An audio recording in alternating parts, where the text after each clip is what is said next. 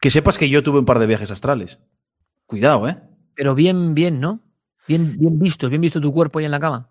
Yo, no con mucha claridad, pero yo di vueltas flotando. Y siempre al mismo lado. Siempre hacia el mismo lado en los giros. Resulta que cuando busqué yo información sobre esto en internet y leí muchos relatos de muchas personas que subían, incluso un foro que me encontré de gente que le pasaba lo mismo, un foro.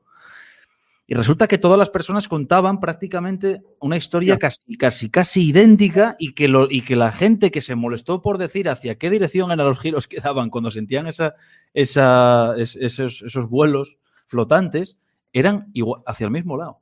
Porque creo que de estos temas no sabemos ni el 0,1% de lo que pasa. Pero en YouTube a veces la gente espera que tú le des una solución, ¿no? O sea, oye, Iker, ¿pero esto que me pasó qué es? Oye, pero si Iker es tan ignorante como tú. Te puede contar que hay estudios de esto, del otro, pero es tan ignorante como tú. O sea que bueno, no me extraña nada en lo de los vuelos astrales, porque los vuelos astrales o los desdoblamientos llevan desde las cavernas, desde la prehistoria. Es decir, el chamán hacía eso para viajar al otro mundo y volver, descomponerse, aprender de lo otro y volver, y regresar con esa enseñanza a su poblado, a su lugar. Y los chamanes en diferentes partes del mundo hacían exactamente lo mismo, jamás se vieron, jamás contactaron, desde Siberia hasta los desiertos del Perú, y había un código universal de contacto con lo otro, ¿no? Y es maravilloso, no me digas que no. Y todos describen o la subida del muerto, o la rampa, o el desdoblamiento, exactamente igual que hay una persona en Nueva York, o en Nueva Zelanda, o en un piso de Barcelona o de Asturias, te está contando. Están viviendo lo mismo como fenómeno universal que vivían consciente o inconscientemente los chamanes de la antigüedad.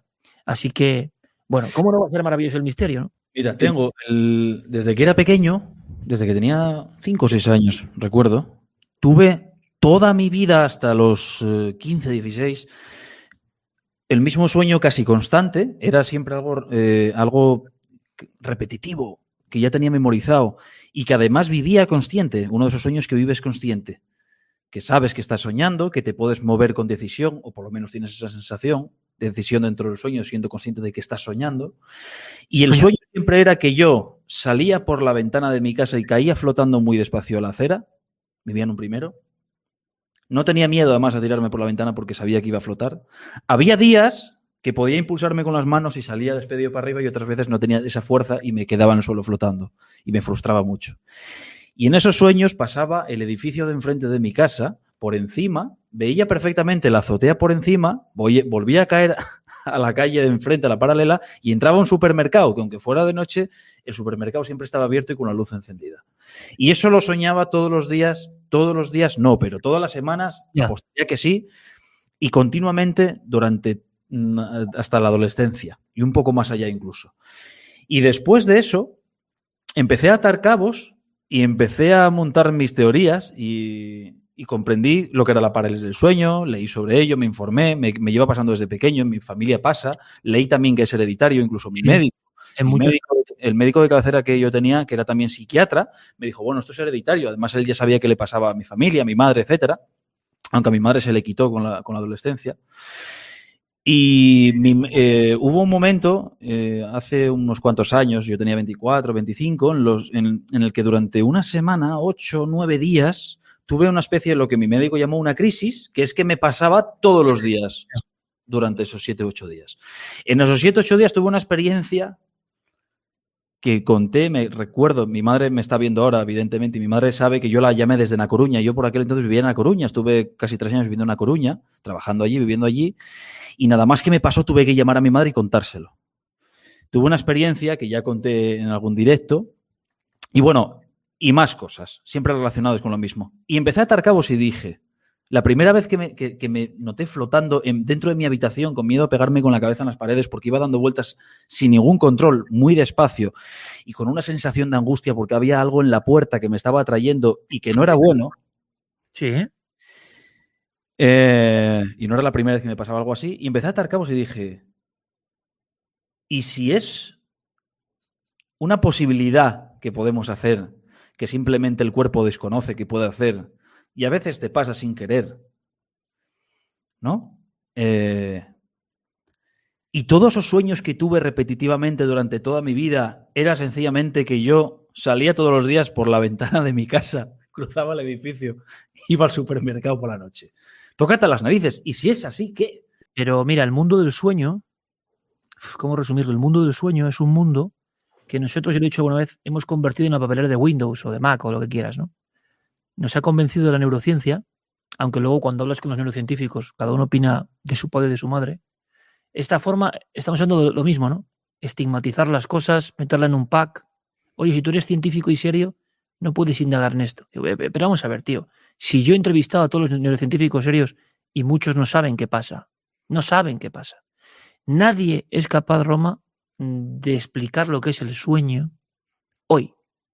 Pero hombre, qué barbaridad. Bueno, barbaridad dirá el necio, que no investiga y no habla. No saben qué es el sueño. Se supone que hay regeneración, que hay... Bueno, se supone.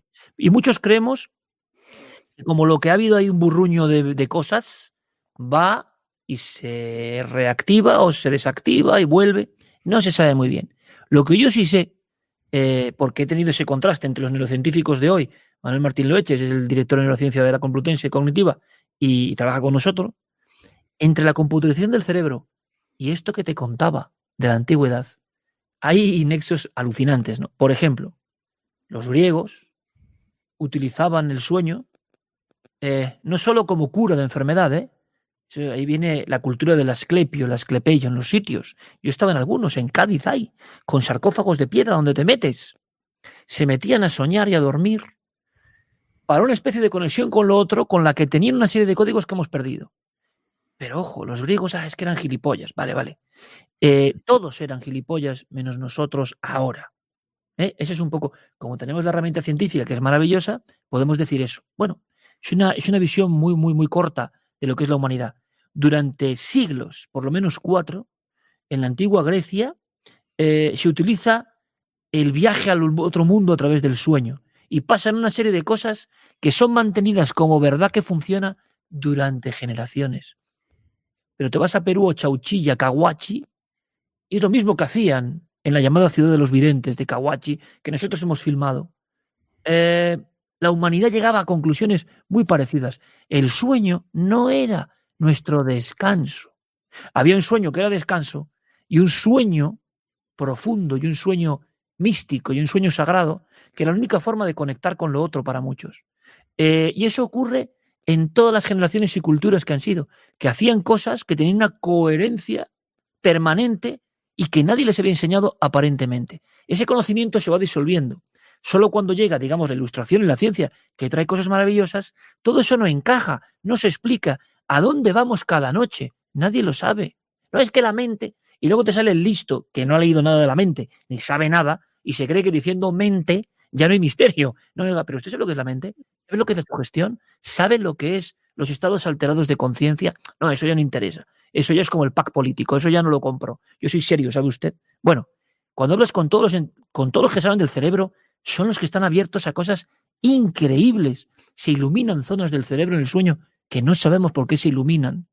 Roma, ¿por qué? Lo digo algunas veces, se ha descubierto que el niño en el feto materno sueña en el útero materno. A las 33 semanas sus ojos se mueven con el movimiento REM ocular. ¿Con qué está soñando un niño que no ha visto la vida? ¿Qué está pasando ahí? Bueno, es que creemos, no se sabe. Pero lo interesante y reduccionista, como sería reducir la política a dos bandos, es, no, la mente. Pero usted sabe lo que es la mente. Aquí decías tú que te faltaban horas al día, me pasa igual, por la maravilla del vivir lo desconocido que hay todavía. Es alucinante, acojonante y acongojante. Pero, bueno, hay gente que lo desprecia, ¿no? Me parece increíble porque es una fuente de enseñanza alucinante. Los sueños han sido siempre la llave en todas las culturas durante milenios. Y llamarles ignorantes es no saber lo que es la historia y la vida, porque de ellos venimos nosotros. No eran tan ignorantes cuando sobrevivían como sobrevivían, con unos códigos estrictos. El sueño era la última llave. En su época, desde la prehistoria, el arte no era para adornar. Nosotros vamos a IKEA y compramos qué bonito queda este cuadro. Es una visión artística decorativa. Todo el arte de la antigüedad durante milenios son herramientas para conectar con lo otro. Era un arte funcional, no era para decorar. hemos perdido, Roma, el libro de instrucciones de todo eso. Pero a mí me parece apasionante. Y por eso sé que hay gente que vive estas experiencias. No tengo la menor duda. Yo he vivido experiencias personales y no me caben dudas. Lo que no sé es qué pasa. Tú puedes tener la duda de ese vuelo. ¿Sería esto o lo otro? Y seguramente te quedes y pases a la otra vida sin haberlo resuelto. Pero despreciarlo, estigmatizarlo, ir de listo por la vida y decir que eso no pasa, es lo más absurdo que te puede ocurrir. Es un empobrecimiento absoluto. Porque mientras el necio este dice eso, creyéndose no sé qué, me da igual titulación o no, millones de personas lo siguen viviendo. Y durante la noche, esta misma noche, miles de personas de cualquier condición y cultura van a vivir experiencias parecidas y seguirá ocurriendo. Por eso todo el mundo seguirá hablando de estas cosas, le pese a quien le pese, ¿no? A mí me parece apasionante. Por eso he dedicado mi vida a descubrir misterios o a preguntarme sobre ellos, ¿no? Fíjate, Iker, si a mí me gustaba todo eso, incluso porque la gente que tiene parálisis de sueño sabe que se pasa muy mal, se pasa mucha angustia. Hay parálisis de sueño alucinatoria, la hay consciente, la hay no consciente. Hay veces que sabes que te está pasando y otras veces no. Hay veces que alucinas y otras veces no. Hay gente que le pasa justo cuando se va a dormir y otros cuando se van a despertar. Siempre suele coincidir. Hay 2 o 3 líneas, pero siempre estás en una. Y me acuerdo que durante la semana que me pasaba de seguido, fui al médico. Ramón, se llama el médico, y es psiquiatra también, era mi médico de cabecera, pero también es psiquiatra. Y yo no iba a que me quitara eso. Yo iba a buscar respuestas. Él me ofreció, de hecho, una medicación que era como, si no recuerdo mal, creo que era un antidepresivo. Me dijo, esto es un antidepresivo muy suave que simplemente va a inhibir algo en el cerebro y va a provocar que dejes de tener parálisis del sueño. Y no lo quise, lógicamente, porque yo no tenía ningún miedo. De hecho, hay veces que yo me acuesto por la noche, se lo tengo dicho a mi madre muchas veces, hay veces que me acuesto por la noche y quiero que me pase, porque es emocionante. Ahora que sé lo que es súper emocionante. Cuando era pequeño me daba pánico, pero pánico. Y él me ofreció aquella medicación y yo no la quise. Y yo simplemente le pregunté, pero ¿esto por qué pasa? Y además a mí me pasaba a lo mejor una vez cada 3 meses, cada 8. Pasaba un año y no tenía ninguna y de repente, bueno, pues muy de vez en cuando. Y esa semana me pasó a diario. Y él me dijo, mira, esto normalmente se agrava con el estrés, pero no te puedo dar una respuesta. Y un psiquiatra me dijo, él me dijo, yo esto no sé si hay una respuesta médica. Claro. O hay una respuesta que va más allá, que yo desconozco, y me lo dijo un psiquiatra. ¿Qué hombre? O sea, así de claro, me lo dijo así de claro. Oye, se veía que una persona bastante interesada también por estos temas, por la respuesta que me dio. Pero nosotros ya desde hace 15 años, que hay gente que me sorprende, ¿no? Cuando te dicen, no, tú dedícate al misterio. Bueno, no sé, nuestros programas siempre han tenido un poco de todo. Esa es mi visión de la vida. Y siempre he contado con científicos de primer nivel que se aproximaron a estas cosas o las estudiaron. Cuanto más ahondas, menos sabes. Ahora, por ejemplo, cuando tú logras ver la tomografía computerizada del cerebro, están dándose cuenta de que hay cosas alucinantes, tú, no esperadas, en cómo se iluminan áreas del cerebro, por qué conectan, por qué se desconectan, por qué desaparecen, por qué alguien que, parece mentira, pero no tiene, digamos, entusiasmo por aprender, por cultivarse, por estar atento, o en fases, digamos, más, no sé llamarlo depresivas, o hay zonas del cerebro que literalmente se apagan. Algunas vuelven, otras no vuelven. ¿Qué tienen que ver las emociones? Tenemos dentro de la caja de la cabeza una cosa absolutamente maravillosa. En mi opinión no lo explica todo. En mi opinión esa caja logra sintonizar con un dial desconocido donde pasan cosas. Y bueno, por eso me parece tan apasionante el misterio, ¿no? Cada día para tanto,